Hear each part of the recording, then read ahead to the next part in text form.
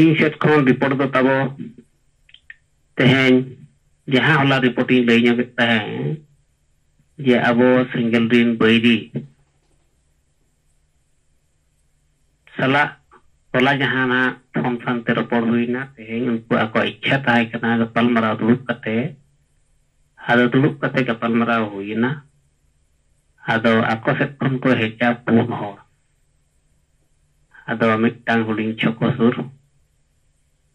ᱞᱮᱠᱟᱱᱟᱜ ᱡᱟᱭᱜᱟ ᱨᱮ ᱥᱠᱩᱞ ᱥᱩᱨ ᱨᱮ ᱨᱚᱯᱚᱲᱮᱱᱟ ᱟᱫᱚ ᱩᱱᱠᱩ बहुत को क्वेश्चन करते उनको अब से सिंगल रन को ताहे kan tabra abo pe hor ko tahe kana ko pun hor ko tahe kana chet sengele bhuliya ar sengel bade okoy chet সংগঠনে kami kana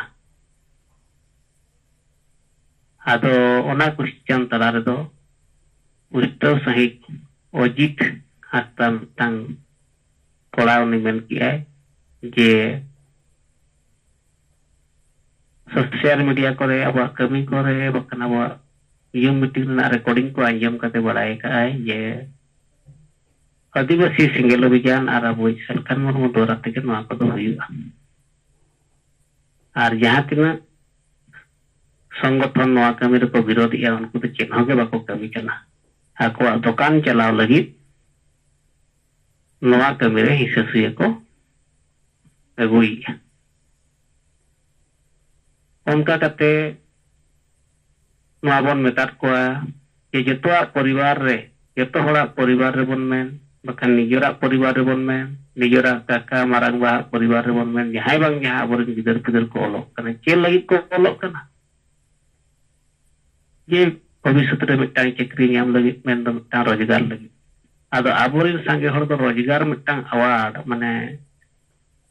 वार कना सत्तो कना रोजगार वार को बुझोई atau roजगार pada tehnya apa cekri ko Sarkaria cekri itu untuk yang roजगार nyamuk noa bil ko rejego kana se bang ada noa rejego kana besi kana se balik hiu kana na bang balik hiu kana ada noa koy bancawai koy sanggotone kami kana se amem kami kana se koy kami kana mas banga koy ko kami kana senggel lobijan ge kami kana उनका के तेहे अब कोणबे माता को आदिवासी लगी अब आजती को जम लगी नवा टेका दरा में कोई कमी कना अबिन बिन कमी कना से अबिन ने उका संगठन रे में कोई संगठन ने कमी कना बांग नवा हो इन हे वन कमी कना उका संगठन बाई कमी कना संगे दो बिन कमी कना एनखान नवा जति तो अमा ना कना से बांग आमरे हिजु kan गिदर पिदर कना से बांग ada nongkana tehnya आदिवासी सिकेल अभियान सरकार मुरुमु सुमुंग आदिवासी समाज लगी बंचार दे कमी कना ada tehnya hari खातिर ते जहां नुको हर विभ्रांति को दोये को नौना कना सरकार केवल हांडी तो tehnya बहाना बजी कथा कना नोआ दो होला महदर समाज सुधर कथा साहित्य किनकी रकाब कथा ada जाहो उनको पूर्ण अब नवा बिचार अभी विस्तार को बुझाव किया आदो उन्हें अजित हाथा ताबना जहां आदो उनकिन दो बन मेताकिन खान तेहें अभी हम एक भरिए बो एमा बिना यदि नवा बिचार बिन पसी कना तेहें बंचाव रेना कथा कना लाइन कन अबिना आशा वासा यति धरो रोजगार बंचाव कथा यदि सिंगल में क्या नवा जेदा अभी बिन कमी जेदा बिन गोड़ो ado aja ichha ठीक है इन बरी गोगा मेनखान आले नय पुन हरले kana ale tolare mid din bo gapal marau le sapa adi logon ano abo gapal marau ar in dona bari in gopta bona ado nongka kate oni roji hasta ona result bagu ke dia ona men kia ado ni mitang report tabon ado ma nito arma arbori ta ko digan bo sedetena itu jangan kami jalankan tabona single tim single परिवार single captain আর single action kita re abo report ko dohai ma gongke johar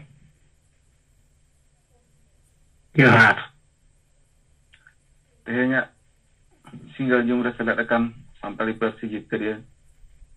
ᱡᱤᱛ ᱵᱚᱸᱜᱟ ᱫᱤᱥᱚᱢ ᱜᱚᱝᱠᱮ ᱥᱟᱞᱠᱷᱟᱱ ᱢᱩᱨᱢᱩ ᱥᱟᱶ madam Sumitra Murmu ᱟᱨ ᱮᱭᱟᱭ ᱨᱟᱡᱽ ᱨᱮᱱ ᱱᱮᱛᱟ ᱠᱟᱡᱽᱠᱚᱨᱛᱟ ᱠᱚ ᱤᱧ ᱯᱟᱥᱴᱟ ᱥᱮᱫ ᱠᱷᱚᱱ ᱥᱤᱸᱜᱟᱹᱲ ᱡᱚᱦᱟᱨ ᱤᱧ ᱵᱤᱠᱟᱥ ᱪᱚᱱᱫᱨᱚ ᱦᱮᱢᱵᱨᱚᱢ आदिवासी सेंगेल अभियान बारीपदा सब डिविजनल सभापति ओडिशा मयूरभंज अदो अलिंग चेक खनो खाता धारा रिपोर्ट जे नितोगा रणनीति लेकाते इन्हो असिस्टेंट सेंगेल दूत लेकातिन कमिया अदो अलिंगा जिमा मेना कुड़े जन सेंगेल कैप्टन बेनारनंग अदो उनको को कंप्लीट आकना और ओना मुद खन पे हर दो सेंगल टीम लेकाते को बेना हुई से तकात को जहाँ चे अब गेल परिवार गाते रहना कमी हरा बसा बका उनको मुद खन दो भीलू मुर्मू कांद्रा हंसदा और रौड़िया सोरेन नुकु को सला फोन ते गेलिन जोगाजोग किया जे नुकुरिन कुली केट को चे नितुम समूह लिस्ट कते से लोकल का अदमाना बांगा गंते नुकु पूरा पक्का बुझो कतेन अबोरिन किछु गान दो अबोरिन होड़ कना को आर किछु गान दो बिचेर को अपना का मेनखान नामान कु करना को तो उनका शासना कते उनको बुझो होचो कते गना गेल गोटांग परिवार सला उनको सेंगल टीम को बना रखा बका और बाद बाकी जहां तिन को सारे जना जतो गे फोन फोन तिलिन जोगाजोग को गया और नवा होलिन मेता को करना जदी आपे समूंग ते असुविधा पे बुझा खान एलिया गो जदी पे खजो खान इन गो आमेन खान निहति गे अब सेंगल टीम बना रखा बकना अब कुरुमुटो या अदो तेन उदर ब्लॉक कारिचना मुर्मू के सला हन वालिन के परमरा हन गया अदो उनकिन सेट खन हो पांच परिवार किन हुई का पा मेनखान बकिन कंप्लीट कर पा और बाद बाकी को उनका के मिद बार पे पुन नोकारे मेना को अदो 1 2 3 4 कते ना जहां तने को कंप्लीट दी को उनके को लिस्ट दो कते उनको सला ना आराम में देखा गल परिवार सला जहां को बेनार कप का उनको सला लेनी गपल मरा दोसर दो नवालिन मेना जे होलाना रिपोर्ट रे आधा के लिए रिपोर्ट दायरा मिटन जगह लिंग चला लेना मेनखान रुआ समय ते उनकान जगह रे पड़ा ना जे नेटवर्क पूरा कटी अदो होला पेड़ा ओड़ा लिंग चला लेना सूर्यपरा ब्लॉक जामरी पाड़ा अतु अदो ओडनी मिटी पारानिक कना बुद्धिजीवी हो कान गे तो उनी मानसिंह मुर्मू अदो उनी काका होगे इदी के लिंगा जे देला अली पारनिक सला लंगा पलमरा जगो और अबिन मानो कना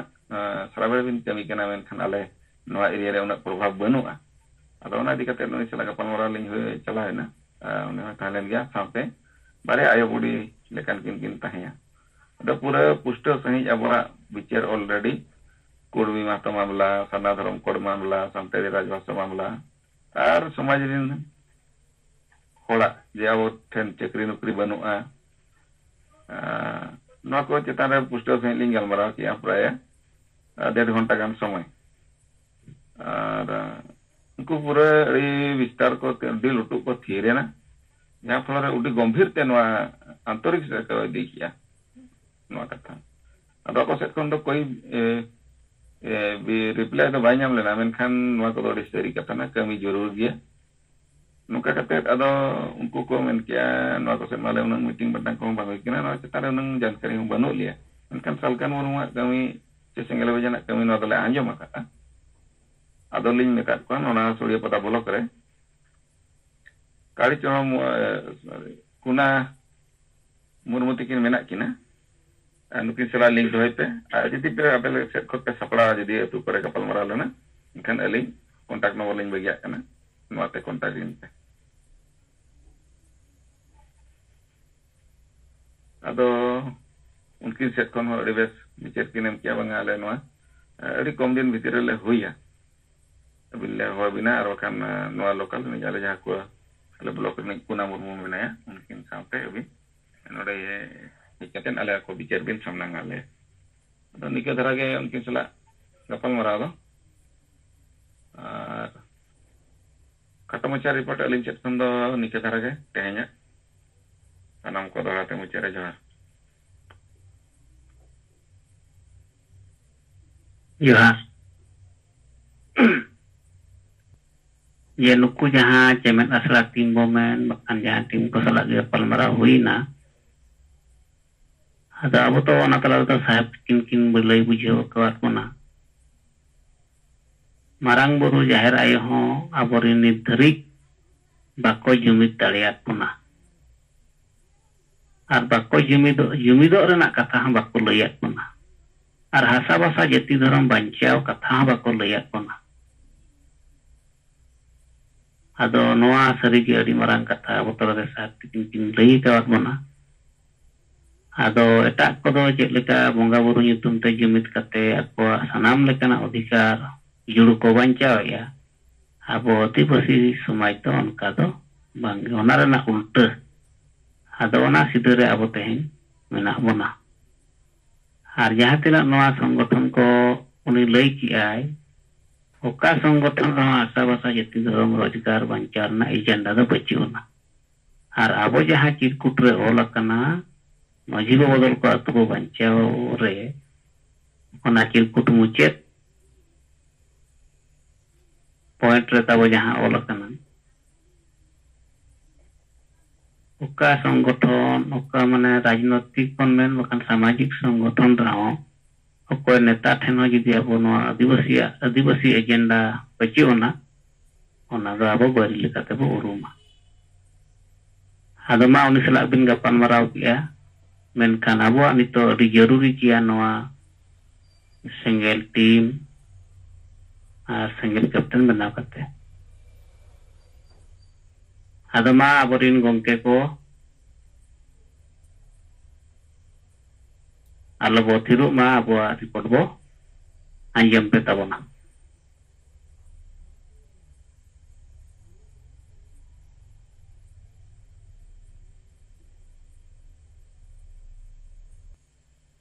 Acha manukin tabo Fuleswar Tudu bin maik bin kuleket tabo am benak tabo anjam. Hoi ma Johar, anjamok kana gongke? Ha gongke bes anjamok kana. Tihinya Zoom meeting re seledakan Parsi Jitkiri Disam gongke Manokan Salkan Murmu saate sanam single leader ar sadaran tumiya ko sanam ko ge interop se tahe na single sagun Johar. To in badin lahariya report tehi le tabona mane 24 tarik 24 dia report kena ando bilai dari kata bana tehi sodor tabona ale inya nyutum do Fuleswar Tudu kami likate do single captain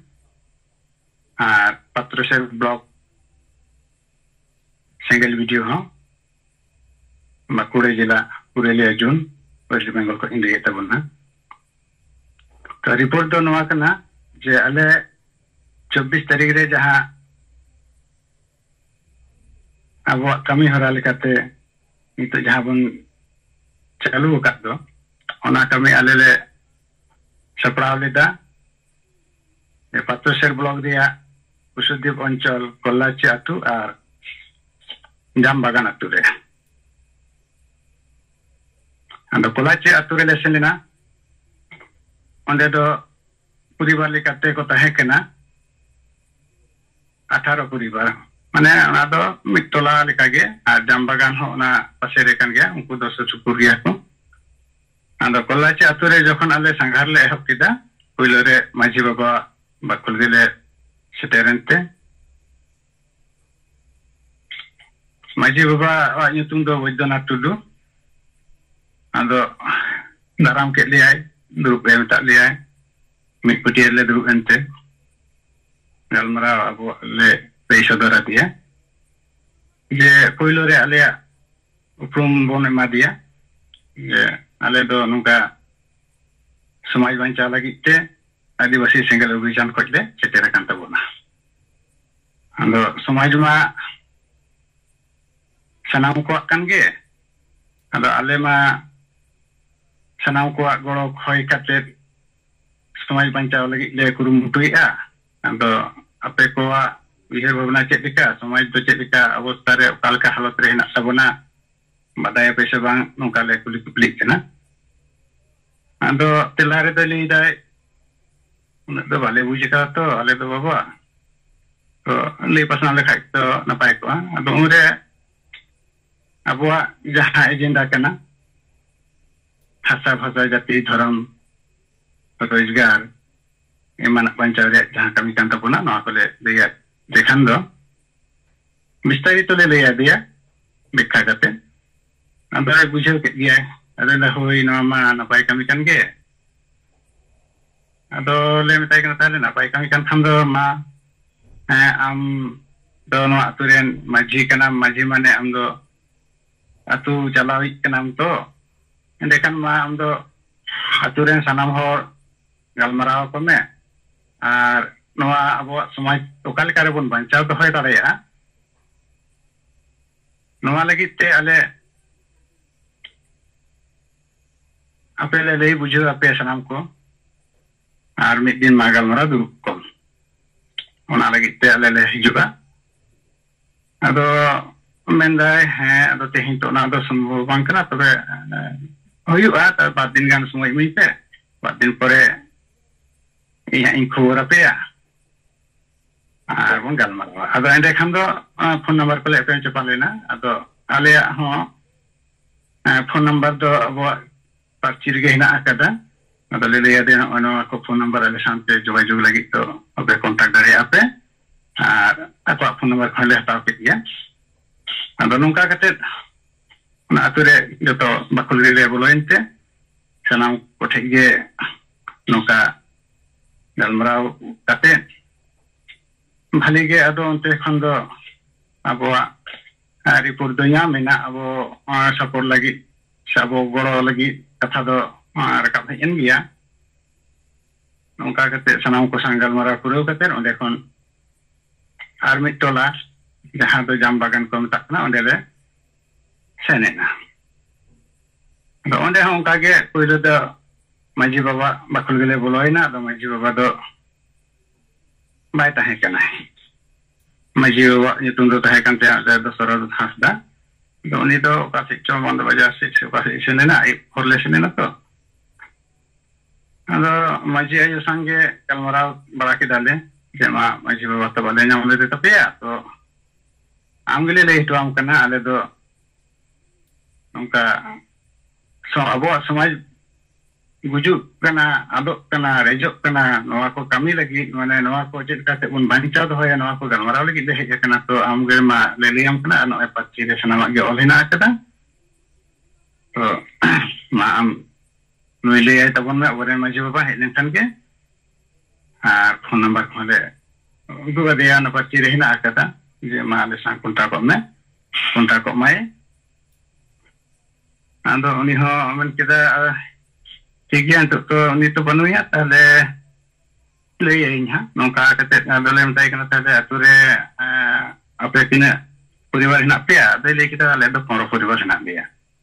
तो उन्हीं ठीक है अनुमति लेता kita जे ताले जो तोड़ा ओड़ा सुन के गलमारा ले करे को की अदा है ले को पे अदो नवा ते आले अनुमति ले हटा दा अले 2000 22 साल मिटान उनका जहां दो अब ना कुर्मी को विरुद्ध रे जहां पुतला दहन थाए कान दो ओना अंचल रे अले कमी ते उनको महल तरफ रेन किछु कमिया को आले चेतान रे हमला को चला लेते अदो माजी बाबा अनुमति बांग हटाव करते खातिर उनको तो ओना को ओज को सब लेदा अदो निये तो निये बार दो अदो ना पे माजी बाबा के अदो लाते अनुमति ले हटाव के ताइते अदो ओड़ा ले सेनते अदो तो संगे नपाई गलमरा हुईना ओना को हसा भाषा जति तो मिदी कते आ जतो के गड़ो रे दो को कथा को ले जोड़ किदा phone number ko joto ora ria ge hataw agu hui kana ar unku hon ka ge lei huina ona te uni gode baba thik le chalana gode baba le nyam kit dia do le ria de ma jo to le nyam le tapi tale kan do am le nyam kat mea ale do Adivasi Single Abhijan Sanggothon khoj le hej akana ar abuwa समाज बुजुक कना समाज रिया जहां अबुआ समाज बांचा रिया आधार कना नवा को आधार अबुआ आदोक कना रेजोक कना बुजुक कना नवा इदी कते तो आपे को बापे गड़ोक कना अदो आले आपे ते बिजेले सेटेरेदा ओरा ओरा अदो नवा रे आपे सेलेका पे बुजिदा तो मा आपे जुदी नापाय पे बुजिदा एंडे खान दो गड़ोक तबन पे ada kontra bang do to napai kami kan dia abu hasa bancao bahasa bancao jati bancao jati dia misteri to jole dia de jati abu rejok kana ko mi mahata ko abu jati re dia kurumutu andolon ko chalaweda ar abu don thira kana ende khanam ku to ko jokon to kon ko hata dia ende kan abu lawi ase loskan dia ada kontra bang abu to los kan ke huyu nungka cek do jati re na tan do ado nungka adi kan galmarau kate le buchere de mata de am ape aturan sanam guni gurip ko galmarau te majiyo pawate ar meeting tanding gotai pe ar ale ha khobor ale pe ona din le hijua dekhan do bistarit galmarau ke duruk kate galmarau ar gorok tabon pe hoito sanam hor bako gorok ay jahay pe buja bosui jan ape gorok dia ende khan ape do registration khata rele rakap dia ado ale do niya ge uddesho tale janito abo jati gujuk kana bhasa gujuk kana hasa rejok kana nongka abo jotoa ge tu da ado dahar rejok dahar hena akada ar goroten ko do bako urumok kana tinak ko gorok kana se bang mendoko menda goro abon menkan kami redo bale nyame ko do ona hate te ale bani to registration khatare ape nitung jahay ko pe goro an ko nitung dole rakap di to pe ya atle buj kita je ape to pe goro dia jahay ba ko rakabang ku dole bujan ko da boren bairi kana ko samaj go goi ko kana ko nongka kate ale do itu ale bujan le chalao kada abuwa समाज बचाओ अभियान अदो मन के ना bike थाकन गया ठीक गया ले गलमारा के हाले फोन आपया अदो अनुका कते ओंदे हो ना पर परिवार रे संगे गलमारा हुईना पेपुन ओड़ा दो बाले नाम ले कते अदो मुचेरे ओंदे खन के अदो आले अभियान द एंड अदो ले मुचित केदा ado noa kami re ale goro lekate jahay ko le tahe kana kami goro onare kichugan hora nyutum bale ler habang gano jemon Patrashe block president Sambhunath Soren ar assistant president Ramdas Hemrom nongka ge ar khokon Kisku Bapon Tudu Purno Chandra baske are influencer to do aro sate sonam ki blogger te hor ko tahe kana jahay itung do Ramdas to do aro sonam ki blog sanadram president ho kana aro ka gar bar hor permission tahe kana dono ka te ale ahluwa kami dole muchit kira ado no report ahlo ale nide yente inha go em dareda ar hola ho da eman kete lain ko ho chala lente waida chaiban thai kan te hola ho report dare tabona ma report kati bas ke nyok kate gi nyala tabona to nya ko lei kate ge ma sanam ko johar report muchit ke tabona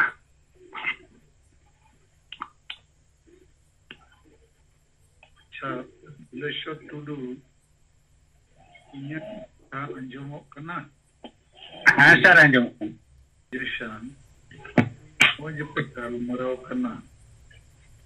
ado aturin maji wakan hor ko meneka नवा गलमाराव दो ठीक गया को सरकार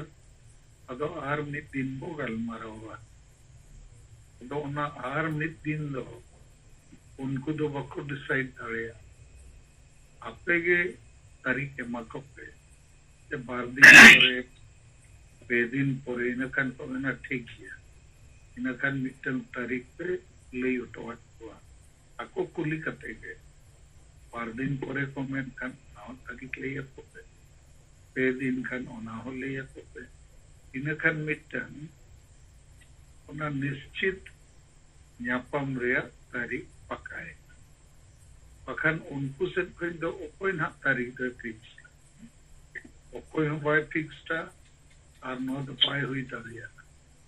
onate ape set khoy ye ako sala kalma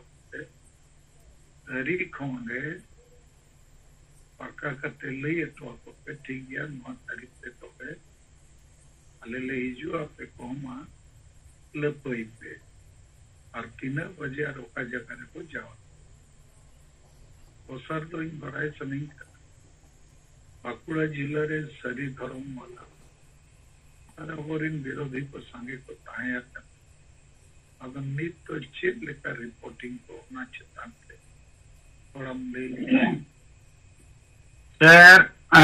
सरी धर्म वाला से मजी परगना महाल वाला दो नितो दो उनको कमी हो रहा तो चेक के बांग इलिया मोकना और उनको दो नितो तो ठीक ठाक लिखा है तो बुजुर्ग करना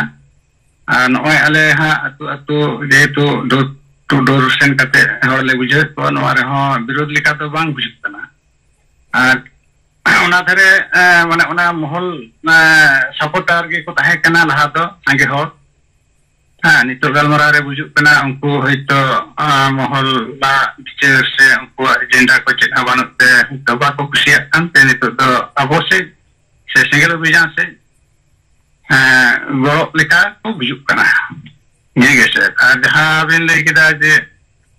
तारीख तो सरी के वाले फिस्ट डेट तो वाले मार को गया था हाँ फोन को नंबर पे पेंच पर हुई है कि ना को नंबर हले को कटा तो हाँ कहीं तो वाले तारे करा को दपा के हाँ फोन पे हटाओ करते हैं ना को तो लेकर बड़ा उठाया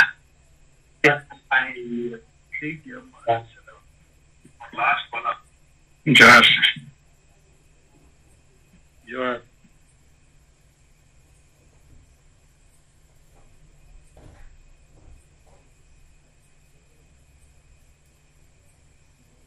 अच्छा यार मिट्टे कथा लई सनैया क्योंझोर जोन को राजाराम माझी रिपोर्ट लई के उनियो बेस रिपोर्ट लई की आदो बारपे हो गलमराव रेकमेंड किया जेते ठीक गया तो हांडी पे बंद हो तो अदो हांडी चितान तो अब नवा लइया को दरकार बांगा जबरदस्ती तो अले तो बंद हो मेनखान आलिया हिसाब से हांडी अब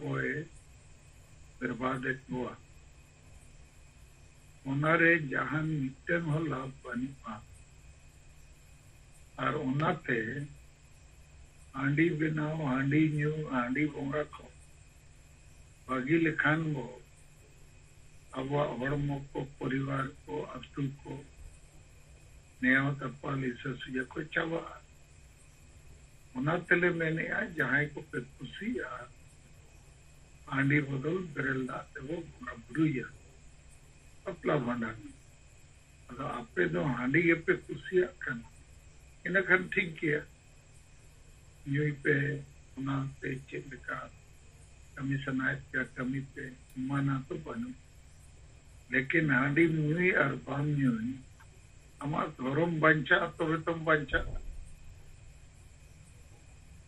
उनका के आशा रसा जती है तो स्टार बंचाते हुई अच्छे बंदे मान ली न खम जाना मैं हुई नहीं ना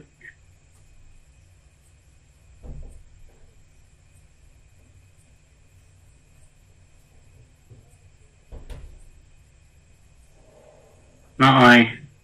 अब साहेब तबो राजाराम माजी गोंके तिकना रिपोर्टिंग चेतान रे और पुलिस टुडू गोंके तिकना रिपोर्ट चेतान रे अदि बेस सही कथा किन लय जुटी जात बना ado ma aborin gongke ko adi sange menak bona abo ko report hobo dohe ma anjam pe tabona pe anjam bon ado ma tabo ko ho mucet bulare abo report babon doho ya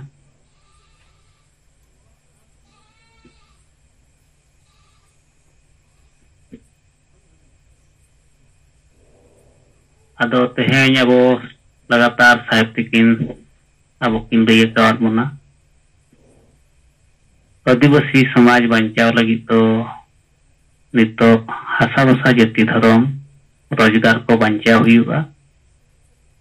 रोजगार को बचाव लगी खान जुमिदो हुआ जुमिदो लगी खान अब सुधर हुआ are तेहें राष्ट्रीय स्तर हो मिटांग नेता अब सामांगते हुआ आदो अब नवा जिम रे आगे रिपोर्ट हो बाबन एम ठीक दाड़िया कना माने कमी अड़ी सलो चलाक कान ताबोना आर जहां तिना एरिया रे हो कमी को चलाक कना उनको हुए तो बाको रिपोर्ट ताबोना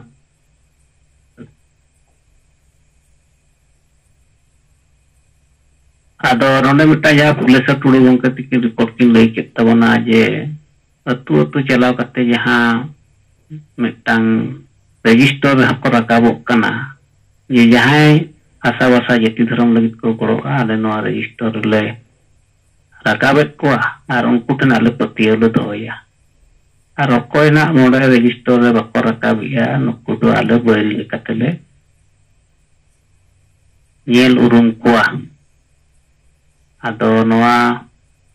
मिटांग परिवार रे चलाव करते दुड़ुब करते जदी उनी पूरा निष्ठा बन बुझेव विचाराय तबन आंजमाय ता जा मत हबो हतावा आज हबो सवाल जवाब है नंका करते उनी अबो नवा रजिस्टर रे बो रकाब लका ओना कमी हो अदि बेस तो नीति कान गया तो एंते रे हो अबो नितो तो व्यक्तिगत भावते गेल परिवार तो अब सिंगल कैप्टन खान खान बो गेल परिवार तो अब वो टीम लेकाते बो बनाव जमा आदो माता बो नितो समय चाबाय दीना